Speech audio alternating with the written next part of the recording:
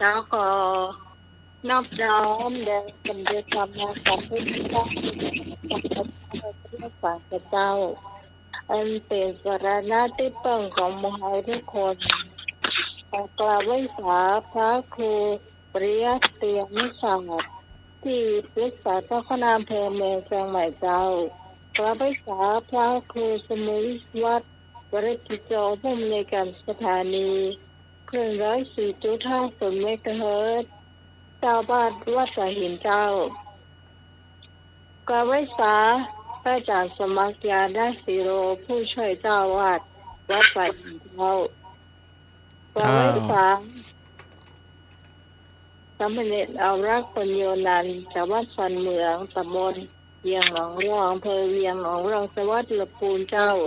สวัสดีที่หนึ่งว่างเมฆเจ้าผม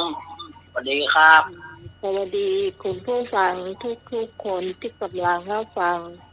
รายการธรรมะคลายเครียดประจำวันเสาร์ที่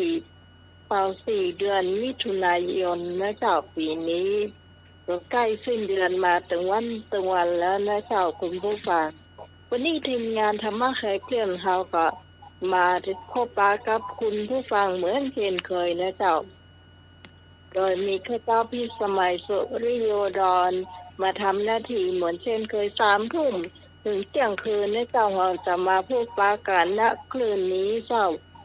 วันนี้ก็ทีมงานธรรมะเคยเสี่ยงเขาก็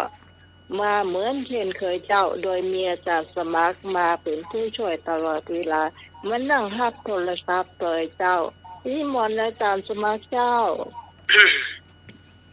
ขอนอบน้อมแด่องค์สมเด็จพระสัมมาสัมพุทธเจ้าขอกราบถวายความเคารพพระมหาเถรานุเถระทุกรูป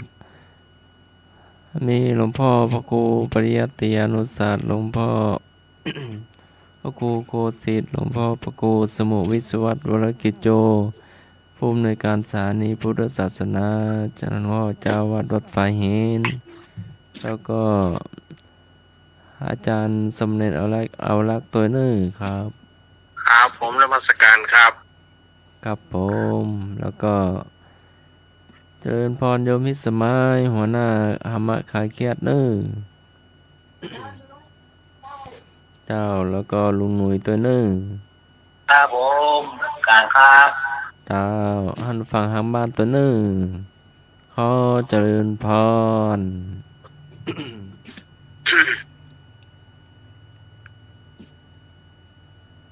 ขอกราบนอบน้อมยังกุลพระติทไหรรัตนผ่านแพ้วพระเกี้ยวเจ้าตั้ง3 ประการหมายมีพระพุทธพระธรรมพระสงฆ์อันเป็นสารณะที่เปิ่งของหมู่เฮาต่างหลายขอกราบไหว้สาบุญญาปรมีธรรมท่านอาจารย์ท่านพระครูสมุวิสุวัตรวรกิจโจผู้อำนวยการสถานีวิทยุคลื่นพระพุทธศาสนา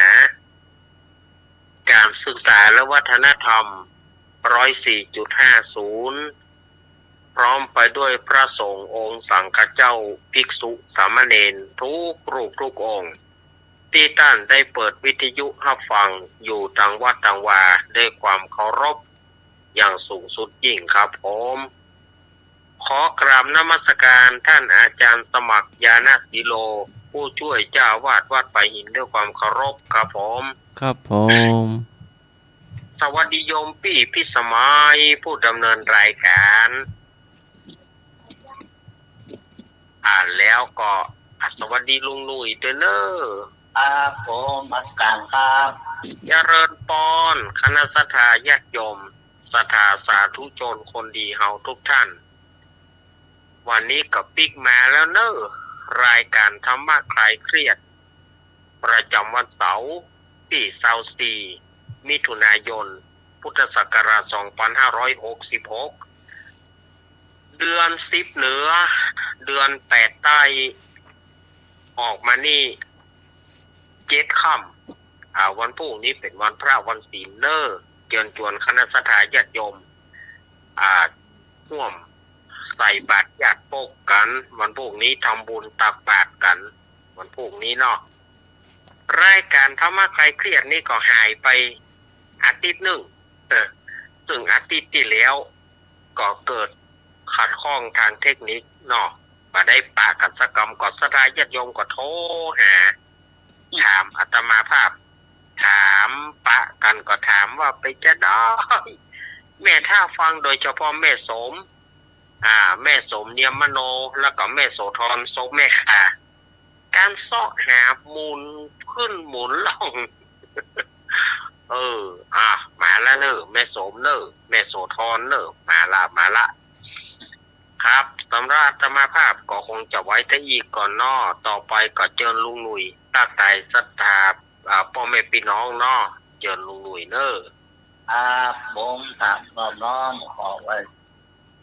เวลาลูกเวลาทุกโลกทุกองทุกองครับน้อยครับไว้สาธารณะของวัดทุกองครับผมสาธารณะครับทุกองครับเจ้าลุงหนุ่ยไว้สาธารณะ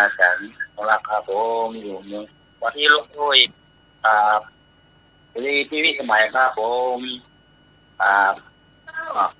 มาโฮมยูเนอร์คนเนอร์สวัสดี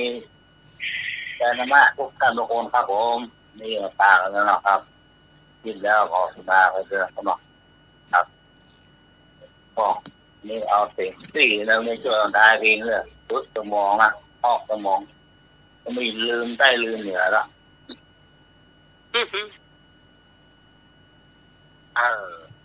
เนาะวันนี้แก้เพชรเนาะ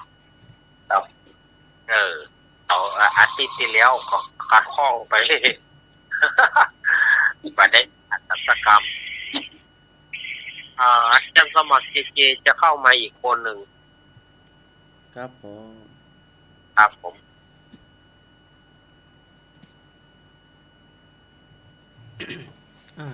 โจดีเจโน่ตอนนี้ก็เป็นช่วงทักทายเพลงเนาะท่านผู้ฟังก็โทรมาได้เนอะมาทักทายมาพบปะเนาะวันนี้ก็มาถึงแล้ววันเสาร์3 ทุ่มถึงเที่ยงคืนเนอะบอกต่อๆกัน